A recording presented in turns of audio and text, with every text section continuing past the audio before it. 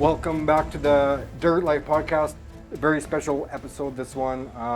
The man, the myth, the legend, my old boss, Rob Cornwall. For me, it's like a full circle moment, kind of. So thanks for making time to come see me. You've always kind of supported me. Absolutely. I want to learn a bit about your career. Like, I know you quite well, but like, it was always a professional level we were always on, and I don't work there anymore, so now I can be a little bit different. Sure.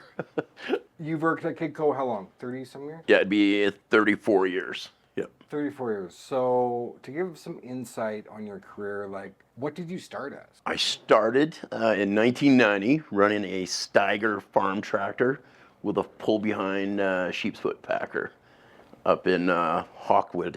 And yeah, it was $8 an hour, making the big bucks. Making big bucks. And back then it was Kenny, his brother. No, it was Kidco alone back then. Yeah. Gotcha. Yeah, so it was just Ken. You began on that, and then what happened? Like you got moved up to different machines? Yeah, Do you remember? I was put on, really, right? My stepdad, Terry Lawson, was like a superintendent foreman, like back then, and he's the one that brought me into the company. And he was the one that like pushed me on. So the first scraper I ran was probably in '91, and I was self-loading with the 27 off of Edgemont Hill coming down, and I'll never forget the first time I didn't pop the cushion hitch, and I bounced all the way down the hill. I got to the bottom, sputted the bull, and he came racing up, and he says, "You'll never forget that again." And I swear to God, I never did. It hurt. And then you spent some time on a scraper, like how long? So I ran that 27, and then I tried me on the 37, and then we went to West Hill Shopping Center, and I was on a 631, cutting off the Battalion Hill and hauling across where the Safeway is now. And that was probably for 2 years. And then we got our first two 651 scrapers. And George and I ran the first two that we got for a year. I got put on a 27, and then I started going around doing second grading. And I remember saying to my Irvin Willens, the guy that ran the company back then, and said, "I'm only going to run equipment for 5 years. If I'm not a foreman, I'm not going to do this anymore. Like, I'm not doing it to myself." I had ambition, and it was on the 5th year that he said, "Hey, you're going to be a foreman." And of course, he threw me into the fire. First crew I had was 631s, a bunch of green operators, and yeah. Perfect. I mean, being thrown in the fire or to the sharks, as I call it. Yeah. That's the best way to learn, and like that's something happens at Kidco, and like I told Eric the other day, is like trauma makes amazing people. Like when you need to figure it the fuck out. Yeah. That's how you learn. Like if someone does it for you, you ain't gonna learn shit. Yeah, I can't. I personally now don't have the time to micromanage my supervisors, so I tell them I expect you to make the decisions. If you have a question, ask, but I'm not going to tell you what to do, how to do it, and that kind of way. I want you to learn, and if it's a mistake, hey, I'll point it out, say we should probably do it this way. But in my eyes, that's the best way you're going to learn, is you have to make those decisions. And that's how I was literally like, I had like, Irvin was when I was a foreman, he was my superintendent, and he told the two existing superintendents, "You don't touch him. You guys will ruin him. He's mine." Yeah. Yeah. So he was my boss for 2 years, and then he gave me off to one of the other guys. Yeah. So then you were a foreman for a few years, and then at one point you got promoted to super. Yeah. So it's actually funny because in 2000, the city was having issues with handing out permits and stuff. My wife and I had just bought a house, and we were working 8 hours a day, 5 days a week, and I wasn't making any money. And times were tough, and this and that, and I got into a little bit of a riff with my boss, and I actually left Kidco for a year and a half, and I went and worked for CarMax. I think I knew that, actually. Yeah. And that was a different beast as well. I was running the grader for a base crew, and then within 3 months I had my own crew. Then I was in charge of the guardrail guys, and I was traveling up to northern Alberta, and that wasn't what I wanted to do. And then Irvin was calling me, asking me to come back, and I did. And I said, well, there's going to be some changes. And so then 2002, I was promoted to basically a superintendent position. And then I think it was about Within 2 years, I was ops manager. Yeah. So been doing this for about 20 years now. Yeah. What's the coolest project you've ever been a part of? Like, what's something epic? As a supervisor, Deerfoot Meadows. That was I went in there first, and I was there to the finish where the IKEA and all that is, and where that canal the road goes underneath Deerfoot. Yep. That used to be an old canal, and we padded washed rock in there. Got to the end, and I had an excavator at the end scooping the fish out and throwing it over the silt fence into the river. And everyone was like, "Oh God, if DFO caught you doing that, they'd pull out their guns." And I'm like, "Well, I'm saving the fish. What are you talking about?" But yeah, and then we just literally put filter fabric on top, and they came and put the asphalt down, and But I'd probably say that's one of my favorite jobs, where it was a big project. And then again, the ring road. I was on there for 3.5 years, right? The first section, right? Well, we did the section, yes, that's true, from Country Hills down to Beddington Trail. Right. And then the last one was through the Sutina. Yeah, I was on that one, Yeah. I got fired off of that one. Did you? Remember? Yeah. You remember. Yes. You saved my ass. Yeah. Ken was going to skid me, and you did your magic there. I thank you for that. Yeah. Yeah, I don't know. Fuck, wasn't my fault. I mean, I talked to Eric about it. He was there with me, and like I showed the guy the gas line and told him everything what to do. But whatever. Throughout the years, how has Kidco evolved? The red tape, like there's so much safety involved in what we do now compared to back then. Environmentally, back when I started, it was a different beast. Guys were getting mad, and you're like throwing your hatchet. I remember I threw a hatchet at a guy once, not at him, but at his machine. I was so mad. He just That's how it was back then. Yeah, he took out a roll of my steaks, and I'm like, "What are you doing?" And lots of swearing and that kind of stuff. And you kind of look at things now, and I'm like, kind of ashamed that I treated guys like that, because I didn't like it when I was treated like that. But it's just, you don't do it anymore. It's probably the best way is.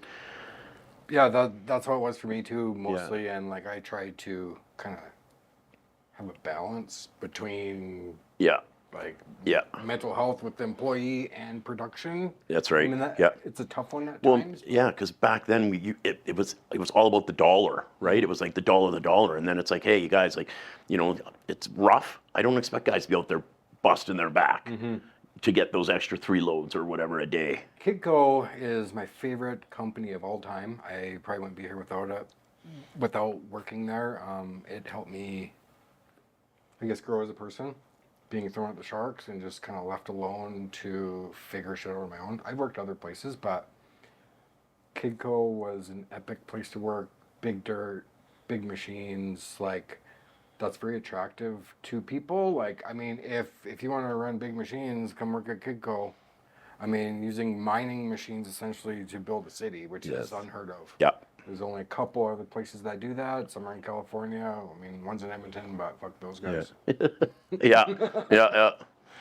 And we just recently added 6 777s to our fleet. Did you? Yeah. Yeah. So hopefully to get those going, I think 3 of them at the end of this week, and then the other 3 probably in a week or 2 on another site. Big boys, they hold like 100 tons or something. So to fill that, like how many buckets is that? We don't know yet. We're not quite sure. So we got the 1250s, and a couple of them have some big pails on them. So Still gonna be like 40 cubic meters per load. Yeah. So that's what we're hoping to rate them at. Yeah. You guys have a giant fleet of 1250s now? Yeah. You bought from up north and rebuilt them or something? The one thing I love about Kidco is you kind of, as far as I know, you don't like lease machines, you pay with cash? Yeah. So you have very low overhead. It's no wonder you can like... That's right. Not underbid people, but like do it cheaper than anyone else. Yeah. And it's Ken's always been that way with the equipment as well. And pretty much it's like, hey, we need this. And recently, I believe we bought 5 470 excavators, because we said, hey, we need some mid-size. To our benefit, the pipelining is down a bit, so there was a bunch at the auction. Found that out, and we're like, when they're all at work already. I have no loans. I have nothing. I haven't bought nothing unless I had the cash for it. That's right. And that's helped me be able to grow and get through hard times when work was slow and stuff like that. So. I've always respected that about Kidco. Yeah. One, the price of the new equipment nowadays is It's like, insane. yeah, you can't do what we do and afford to pay Absolutely not. for that equipment. A D8 is $1 million. Yeah, Fucked. that's ridiculous. Yeah. What are you guys doing to kind of keep your workforce full? I think the biggest one is, it's word of mouth. People are like, hey, my buddy's son needs a job or whatever. We go to like the high schools, if any of them are having like hiring fairs, any of that. We've got HR department, and then we have certain jobs that you can kind of assign you saying, this is the one we're going to train at. It's not as difficult stuff going on, but scraper operators are like a dying breed. You know, it's just not the rough. It's just, so, but we still get people that they want to learn how to run the 651. And so that's kind of our twin training school. Yeah. They learn how to run it. Once they get a little bit of confidence and think, okay, then you send them off in a twin and hope for the best. You have a couple entry jobs, Packer, Packer, articulating rock truck, and 51s. Yep. Those, I would say, were our beginners. How big kind of is Kidco? Like, how many projects do you have going on around the city? In earthworks, right now, we have 29 jobs on the earthworks side. Underground, I believe we have 6 crews right now. Basements, I think we have 15 excavators swinging. Damn. Yeah. And trucking is just, they're going hard. I think Nick is up to like 12 jobs right now himself. If you were to guess, how much dirt do you think you guys are moving a day? Oh, I couldn't even guess. Like, honestly, I couldn't. It's hard to tell, like, just calculating. Yeah. But a lot. Like over 100,000. Oh, at least. Yeah. At least. Yeah. Maybe double that. Yeah. Who knows? Yeah. Depends on the project. But Yeah. When I started, I think we might have been, and this is me guessing, 75 employees. And now then you're up to what, 800? yeah, we're up to around like probably just over 600 and say 650, I think now. Gotcha. Yeah. And even when I got promoted, like I think we were at like maybe 200 people. Yeah. At the heat of the summer. So the gravel pits and winter work that we can get is just bonus work for us, and it helps us keep our long-term employees running equipment. As a superintendent in charge of foremans, in your opinion, what makes a good foreman? Like, what type of traits should you have?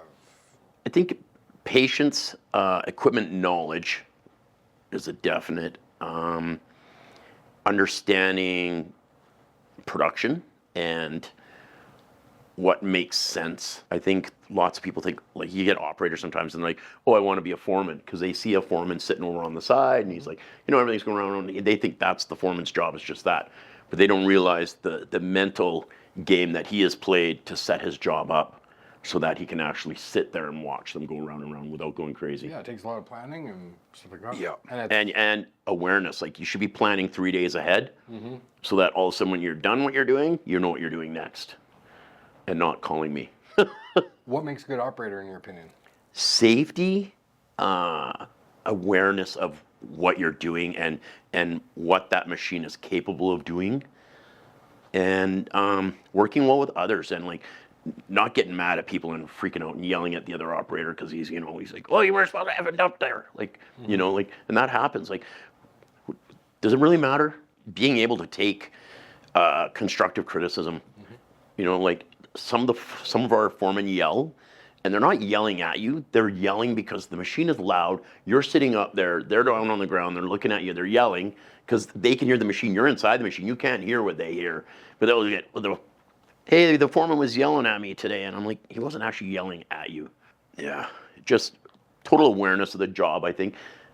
And like I said, just knowing what that machine is capable of doing in a good way and a bad way. Like, I've seen operators that drive out, and I'm like, this is just a few weeks back, and one guy went driving right out into the middle of a slough, like into a wetland. It was 27, and it just sunk. And I'm like, what? Well, I just went out there to turn around. And I guess maybe he just didn't realize that it was a slough out there. I don't know, but in my eyes, that's just common sense. it drives me crazy where they say, oh, my experience wasn't very good at Kidco. It's like, yeah, because you fucking sucked. I think it was the best job ever. I had the most amazing time there. I mean, if you don't suck, I mean, it's not going to be...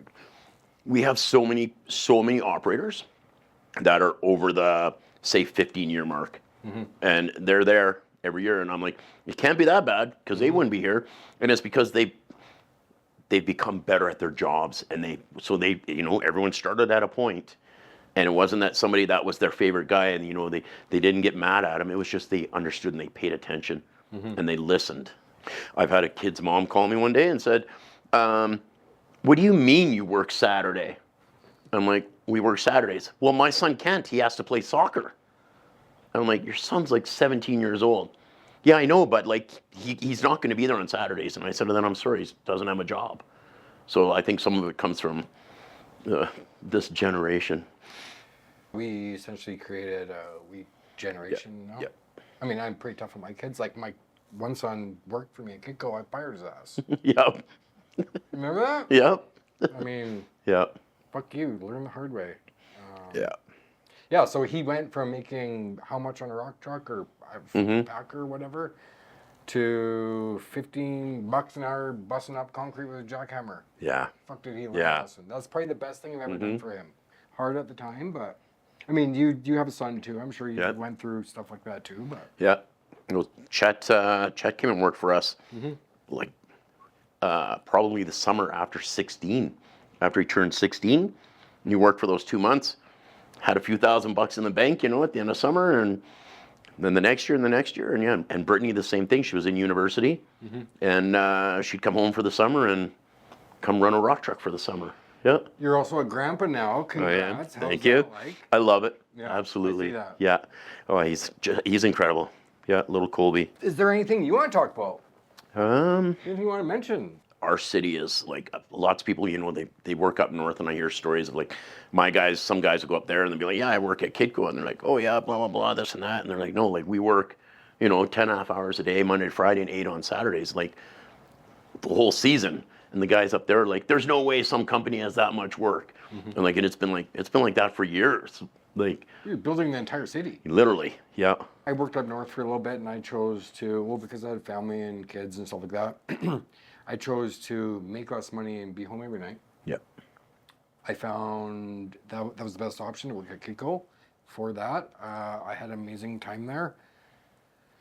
And I think other people should consider that. I think a lot of people that work up north hate it.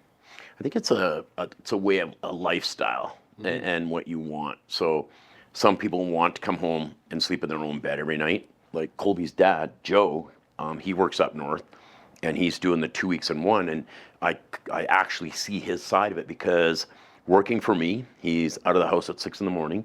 He's not going to get home till 6:30 or 7, which is Colby's bedtime. And he does that 6 days a week. So he really only gets to spend Sunday with him. Whereas if he goes up there, he'll FaceTime in the evening and everything, but then every 2 weeks he gets to spend Week off. He gets a week off where he gets to go golfing in the afternoon, and he sends me a Snapchat, and little Colby's sitting, like he's holding Colby driving the golf cart, right? And then like that kind of stuff. But so I see both sides of it. Me too. It wasn't something I ever wanted to do. I'd rather go bounce around on a scraper hauling frost in the winter than go up north. Speak of lifestyle, I have completely changed my lifestyle. I used to fucking chain smoke. I used to drink my face off. Like, I mean, this is normal construction shit. Yeah. I now go to the gym every day, like 6 days a week. Yeah. In I think 5 days, I've not smoked for 3 years. Wow, that's good. I eat healthy. I'm fasting. Like, I do a bunch of health stuff. I wish more people in construction would shift into a healthier lifestyle. Hey, I sit in my truck all day, so I have to go to the gym every day. Like, it just, days that I don't, I feel lack of energy, not focused, and then I'm almost mad at myself that I didn't go. Yep. And if there's days, you know what, I'm just too busy or whatever, and that's why I try to go in the mornings. But yeah, like, I've seen some of our operators, and they get out of the machine and they look so old, and they're not old, but it's just, yeah. Yeah, like I travel lots, and no matter where the fuck I am on the planet, I'm at the gym Yeah. every morning. Yeah. Or almost every morning. Like, with time changes, it's brutal. It kicks my ass. It's like 5 in the morning here, Yeah. but it's Yeah. like 3 in the morning in like Yeah. Florida or wherever I am, right? Yeah. But I'm still there. I still do it. Yeah. But it's a commitment that I've made. I stopped smoking it'll be 25 years actually now. It's crazy. Like, I can't even believe I used to smoke now. I know. used to love it, but now it's Yeah. so disgusting. And Yeah. can't even believe I used to do Yeah, it. it's funny when I see people holding a cigarette, and especially young people, and I'm like, why do you smoke? You see that, like, back when I was 17, we didn't, it wasn't as, like, we didn't know how bad it actually Right. was. They were just saying, oh, it causes cancer. But, like, now it's like, there's no denying the ill effects that it has on your body. I was 13 when I started, so I smoked like 20 years. Off of that topic, into the unknown of Kidco. What is the office culture like? Couple of cool bosses. I've gone through a couple of different upper management changes since I've been there. Yep. And Martin as well, right? I think we're we are definitely the two oldest long-term employees in the office. But it's a great culture. I got some really cool PMs that I work with that, and some of them like have never done this before. A couple years ago, we decided that let's try bringing in, so Ryan wanted to come in he was an operator for us, and he wanted to come in and be a PM. And I said, well, you're going to take a pay cut. Like, you understand that? And he says, yeah, but it's an investment.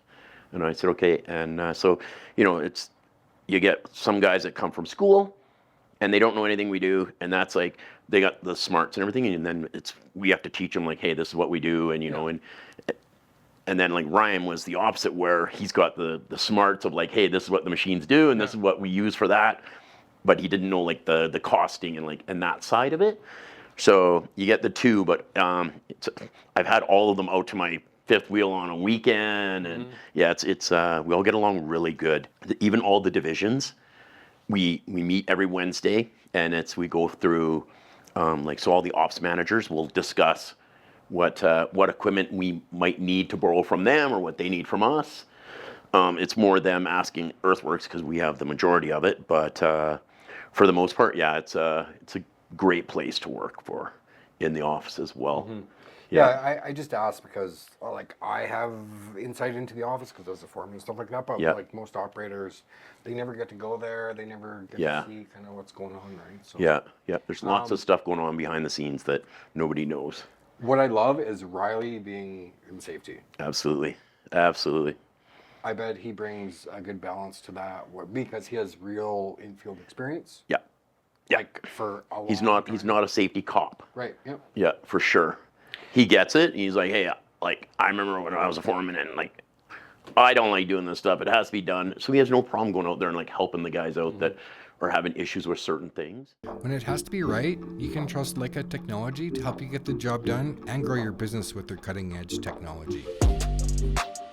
Training employees is challenging and expensive, but Leica's simple to learn, simple to use products allow you to get your workforce up to speed much faster. Trust me when I say Leica Machine Control will help you move more dirt more efficiently. For more information on Leica Geosystem Solutions, please visit leica-geosystems.com.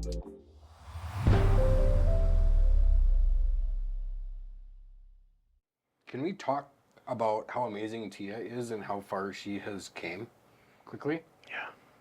I'm a huge fan of Tia. She is amazing. She's grown so much, like from the time she first came. Right. Yeah. Like what's she doing now? Like what's all her role? She's always done more than. Yes. Yeah. She does more than safety. She's taken on that role, and it's not even just a role to her. It's personal to her. Like if there's stuff that she's super upset about, I've seen her like break down, and it kind of hurts me when I see it because it's something that she's so emotionally attached to, and it's you push it home, guys. Like we have to do this, and she's looked at it and said, "Yep," but it could have been right? She always thinks of it could have been this, but yeah, she's grown so much into this role and kind of like developed what our safety program is now. And you know, like some stuff I think we're like just getting by with the bare necessities, and other stuff where she feels it's more important to concentrate on these things, then that's the stuff that she'll ensure that my guys are getting and guys in the other divisions as well. How come you stayed at Kidco? How come you didn't bounce around? I've always felt a loyalty to Ken and Susan, the owners, and then to Irvin, because Irvin was like the guy that brought me up. And then when Irvin left, it was Ryan Erickson, and like Ryan was he's the one that promoted me to where I am now. And so I've always felt like a little bit of a loyalty to those people. And I remember I was at a foreman's stampede party or something, and Susan came up to me and she said, like, Ken has big plans for you. Like, don't go anywhere. And I said, okay, yeah, no, I don't plan on it. And she said, okay. And and now like I got Kent Ring, and like the ringer, you know, he's just, I get along with him great. Like I consider him not just my boss, but a friend, like a true dear friend. Martin, you know, like I feel The Dirt Father? yeah, like I just feel this loyalty and like family. Like I consider Kidco actually like my second family. Yeah, and even the foreman, you know, same thing. I've known all those, like most of those guys I've known 25, 30 years. Yeah, so Ryan left. I've always been a huge fan of Ryan. A bunch of the foremen were always intimidated by him, like would never talk to him. But myself was like, I don't care what position you have. Yeah. It's like you're a human being just like me. So it was like I was always not scared to talk to him. I think he learned that more once he was like really involved on the ring road, that he needed to rely on all of us that were out in the field. So he would pull up and then talk and say, hey, how's it going? What's going on? Yep. You know, and get an actual feel, not just by the numbers, but what are the guys dealing with out there? And that's something like, you know, Martin and I used to walk out of the Wednesday meetings and I'd be like, that's right, Ryan, it's fucking magic. Just wave your fucking wand. I'll make it happen. You know, but in making promises to developers, and I get it. Hey, those are the guys that are paying the bills, and, you know, they want something, they need something. But it was always just Martin and I had to just make it happen. Well, in that position, he's stuck in the office all the time. You don't see what's going on. No, that's right. You only hear it from you and Martin, right? Yeah. So you don't really understand. But Danielle's leading the ship now, and she's really pushed to, let's make Kidco better, find out what people want to make it better, to make them want to work for us, to stay working for us, so that we don't get the people jumping from company to company for 25 cents or 50 cents an hour or whatever it is, right? I think that's one of her biggest things that I've learned from her, is that she wants to make Kidco a better place to work. I also see that, like, she brings a different perspective to the company than a bunch of guys. Always been a huge fan of Danielle. Still am. I just love the company. I don't work there. I still bleed blue, man. Like, I know, yeah. Well, yeah. I don't know. It's just, there was something magic about that place. Yeah. So. I always use that phrase still. I'm like, I've got a couple of guys I've promoted as foreman this year, and I'm like, I can tell this guy, like, he bleeds Kidco blue. Like, I can tell, and he's going to be a keeper. Like, he'll be here.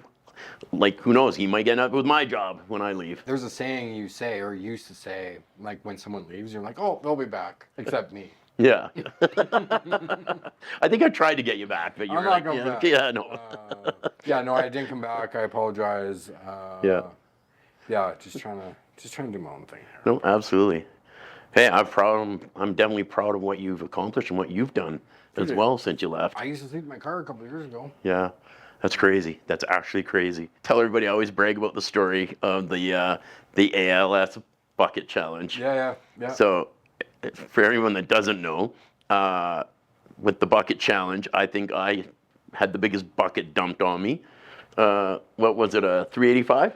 385. 385 excavator, bucket full With of the big water bucket on it. with the big bucket. Yeah, and I'm standing there in my board shorts at lunchtime, and everyone's like, what's Robbie doing? And all of a sudden, Scott just lifts the big bucket up and whoosh. gush of water. I was like trying to catch my breath and yeah. I was trying not to do it too fast because I Yeah. know how heavy water is. Right. Yeah. try. But then it was just like a long, steady flow, and I was like, blah, blah, blah. Yeah. Yeah, you were like trying to Oh yeah. not Yeah. fall down. Thank Yeah. you for trusting me on Oh, that. absolutely. I always tell everyone you were the only guy that I would have trusted to do that. What's Chet doing now? He was a foreman at Kidco and then Yeah. he went up north? Yeah. So he's with Morgan up north now. Yeah. Yeah. Works with Joe, my son-in-law. And yeah, it's kind of his thing. I got fired from Morgan. Short story. I was filming construction videos. I didn't give up.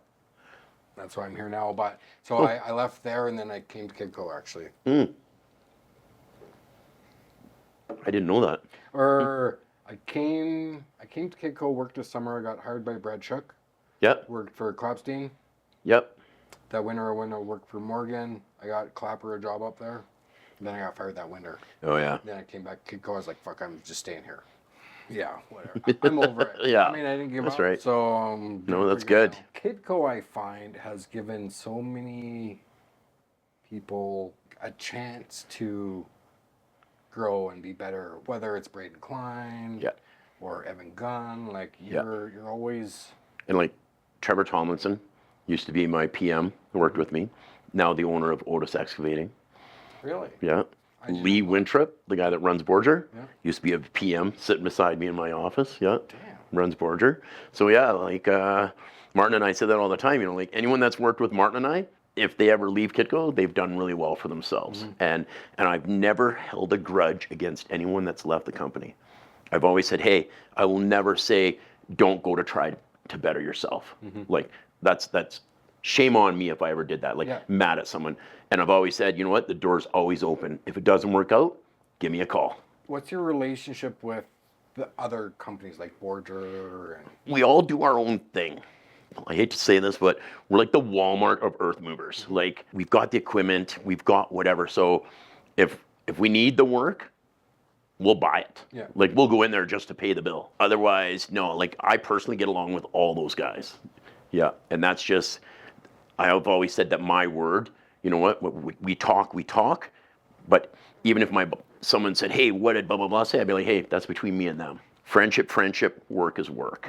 you're more earthworks heavy, they're more underground. Yeah, that's right. like, Yeah, You yeah. compete, but you specialize in something a little bit different. Yeah, that's right. So and there's some jobs that are like a combined. We'll do the earthworks and our underground is doing the underground on it. Yeah, those are the ones that hey, we go in there and. Like I said, we can go in with anything. So some guys only have limited access to equipment, and we seem to have anything that anybody needs. Who's your best foreman and why? Oh, fuck. This is gonna be a hard one, I know. Really? Oh, Lord. It's There's- the why. Yeah, like I could tell They're all you. good, but I could tell you I have favorite foremen that are better at certain jobs. yep, I love Jim Cork. he's my favorite. Because he fucking bulks dirt. He can bulk the dirt and finishes it, but he does it efficiently, and it's like balls to the wall. Let's go get it done. That's why I love Jim too, and he's not lazy. No. We always laugh because I'll drive by, and if he's out staking, He's always. I'll take a picture and I'll send Martin. I'll go, look, he's got legs. Yeah, but no, he'll go staking if he has to. And then you got like Mario Soroka. Mario is like a pond wizard. No matter what has to be done, if it's like weeping tile, finger drains, and all that shit, same thing. He's out there. He's manhandling whatever needs to be done, doing pumping, any of that. I built two or three ponds with him. Yeah. So he's really good at the finesse jobs. Rod Nielsen sets up a job that he can literally goes, hey, guys at there, this and that, and then you can just sit there and watch. He's awesome at that. Troy Crago, he's the gravel pit wizard. I love Troy. Right? He's worked in the pits so long. So I guess it's like everybody just has their special thing that they do, and we try to give them those jobs to to do for us, which also helps us make us better than other guys. In the pits too, like it's hard to make money in a pit. Yep. So like Yep. you gotta be ultra efficient. Yep. And safety, because hey, I've seen it where we've had 12 60-57s encircling going in there, right? And it's like, it's got to be going at a nice easy pace or somebody's gonna fucking crash. Yeah. And not gonna lie, there's been a couple of those, but yeah. Happens. Guys have ran into each other going down the ramp. I miss the epic action. I love a big job that has a shitload of equipment on it, and I can go there like every 2 days and be like, holy fuck, different. that hill's gone. Yeah. You know, like they're moving like 45,000 cubes a day, and it's like boom, boom, boom. Also, you're like, holy fuck, 10 days and it's 500,000 cubes, and you're like, holy shit. I love big iron, and I think that's one of the reasons why I love my job. And my favorite equipment to have on jobs is a 651. Controlled cut with a D11 pushing them, and you got twins. You got double the trannies, double the engines, twice as much shit to break. I find the 51s are the workhorses. What's the most fucked up shit you ever seen on a job site? I remember years ago, I have found like Valley Ridge Golf Course used to be. It was 20 whatever holes. I don't golf. 27 holes. And they took out 9, and they put the subdivision depth of phase down in the bottom, and had archaeologists down there, and they found like, so I guess they used to run buffalo up over the hill and then come down into the river valley right there. And they found like old like burning stones under the topsoil and stuff. And then one of the guys, because they had all the shakers and stuff, and he actually documented it, and then he gave it to me, and it was an arrowhead. And it was like this black stone, perfectly carved, and he had to number it and stuff. And that was it was pretty cool that he found that there. And then Deerfoot Meadow was the same thing. They had an area sectioned off. The archaeologists went through there, and they couldn't find anything. I always found it funny how they knew where to look. Like there was areas where they're like, oh, we're gonna find something here. And so, anyways, they left, and then I sent Gary McNiven in there with a 27, because they're like, yeah, clear, you can go, whatever, and don't worry if you find anything. And I said, okay. And it wasn't like 15 minutes they had left, and McNiven jumps out of the scraper, and he picks up this like skull, and he holds it up to his head, and he's like, "Arr!" And I'm like, fuck, put it down, fuck, you're gonna get us in shit. But like they had said, hey, you're good to go, it's cleared. But yeah, it was just funny that that thing all of a sudden popped out. But yeah, I've seen machines stuck. Worst thing was when I think it was the first D10 Ken ever bought, was up in Edgemont, and there was like this silt pocket, like a spring, and the operator thought it was a push cat too, and he thought he would just go like doze the mud out. And I guess Ken had come over the hill, and he's like, why would they take the cab off that D10? And sure as shit, the fucking thing was like right to the cab, nutted. So they had to go borrow KLS's excavator and come dig it out. You guys have a bunch of D11s. Like how many? You figure? Do you know? Oh, I think we have some push cats. We got push cats. We got the big blades up at the pits. They rent them now year round. Really? Yeah. So Inland and Lafarge rent our D11s, and then I think I've got 3 push cats. So we must have like 7 now, I believe. D11s. Yeah. Nothing seems to ever surprise me when we get more equipment. Yeah. Ken's like, oh, here's something's showing up, and yeah, got some, just some more coal bowl 57s.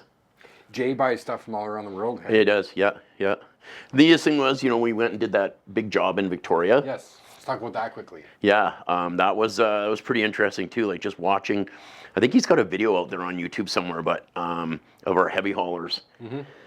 And just the way they had to split equipment up, like break it down, put it on the barge, get it across the other side, put it back together, and so we show up when we got like 657s and the quarry trucks and stuff, and people were like, "What is that?" They'd never seen a scraper before on the island, especially, right? So yeah, we were there for a couple years and did well. Why would they hire you guys being so far away? Local developer from here. Gotcha. Was the major investor in that, I guess, and Yep. Wanted they just said, can you guys price this? And like I said, nobody there has scrapers or anything. And we said, and I guess even with everything that we did to get there, we were still cheaper than anyone else would have priced Really? it. Yep. Yeah, So- I thought for sure is because like Yeah. there was like a time constraint. Like we needed. Yeah, yeah. Who else can move dirt faster than Kidco? Right. Yeah. That and same as like Saskatoon. I think we went to Saskatoon a couple years, and it was same thing. A local developer here wanted to do a price check, and so we went there and we priced it. And like, I guess you could best way to put it is they were getting gouged, and they said, "Well, can you guys come and do it for that price?" And we're like, "Well, we don't really want to, but I guess okay." Yeah. So yeah. Sometimes you'll bid on stuff at cost just to keep people working throughout Like, the winter. Like Back in the day, yeah. I don't. Well, I shouldn't even say. I think we definitely go lean. We'll lean up on the You need to internal make money, costs. you're in business, Yeah, right? yeah. But everything's based on equipment hours throughout the year, right? Mm-hmm. So the more hours you can get on it, the less it costs by the end of the year. So if you're putting an extra 500 hours on it in the winter, if it's not working, well, that's 500 hours paying internally against our overhead. So we've gone in there like pretty lean, and people like, and that's when you get the phone calls from, the other guys, and not like they won't phone my bosses, but they'll phone me and they'll be like, what the fuck are you guys doing? And it's like, hey man, we got to work, right? Do you have any more good stories? Back when I was a foreman, we're doing Shepherd Industrial, and we were just starting the job, and I had, it was all 37s back then, and I had a ditch. We had to dig a ditch, and it was like a meter cut. And it was like the whole length of the job. And I said, all right. So I went and pre-ripped it. And then at coffee time, I told all the 37 guys, go line up. And they all hooked up to each other. And I push-pulled 8 637s. And the last guy, he said that when he got his bull in the ground, it took both hands. So much pressure, like, to pull up. And anyways, the pictures are like every scraper was like, you could not put another fucking ounce of dirt on them. And anyway, and it was back in the day with the old 35 mil film. Yep. And so anyways, I said to all the operators, who wants a set of the pictures?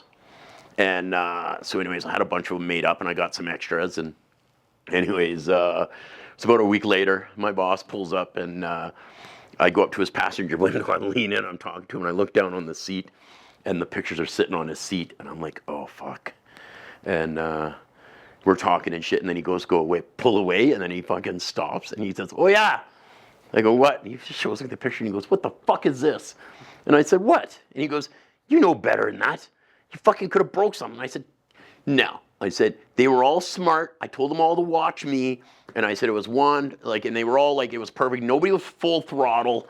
It was all controlled. And then it was like, well, how long did it take you to hook them all up and time on company time? And I said, no, we did it all during break. So nobody could get really mad except Jay. Jay was pissed. No, probably. Right? And anyway, so come the Christmas party, and Ken comes up to you and he says, so I hear I'm supposed to be mad at you. And I said, for what? And he says, you hooked up 8 of those 37s. And I said, yeah. And he says, how big were the loads? And I said, fuck, Ken, they were huge. And he goes, I knew it. He wasn't mad at all, like, because none of them got broke. But yeah. But yeah, that was, I still have those pictures, actually. Yeah. Crazy. You guys use augers still? All we have left is, the 21 augers, 27, and 37. Yeah, we only own the 137 now. Got rid of the other ones, yeah. Oh, well, I think I'm out of questions. Okay. Thanks very much for coming on. Absolutely. It's been awesome. It was, yeah. Shit. Like, Yeah. they give some insight, and Kidco, I mean, you're Kidco Rob. Kidco Rob, yeah.